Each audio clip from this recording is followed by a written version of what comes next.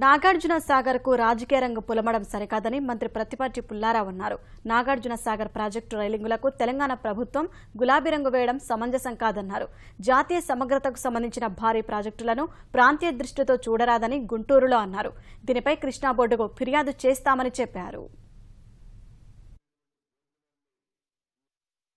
నాగార్జున సాగర్ బ్యారేజీ జాతీయ project 1965లో నిర్మాణమైనటువంటి project.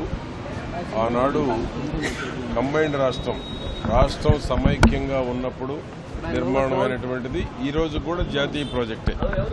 రెండు రాష్ట్రాలకు సాగునీరు, త్రాగునీరు, పరిశ్రమలకు కావాల్సినటువంటి నీరుని కృష్ణా పరివాహక ప్రాంతంలో వచ్చేటువంటి నీరు శ్రీశైలం కానీ తర్వాత నాగార్జున సాగర్ కానీ అటువంటి ప్రాజెక్టుకి ఏ రాష్ట్రానికి కూడా స్వయం ప్రతిపత్తి లేదు. ఇరు రాష్ట్రాలు కృష్ణా రివర్ బోర్డు ఒకటి ఏర్పాటు చేసుకోవడం జరిగింది. ఇరు రాష్ట్రాలు సమన్వయంతో ఉన్న నీటిని కావచ్చు, ఉన్న హక్కుల్ని సద్వినియోగం చేసుకోవడం జరుగుతూ ఉంది. కాబట్టి ఈరోజు ఒక పార్టీ కలర్ వేయటం అనేటువంటిది చాలా దురదృష్టకరం అన్నమాట.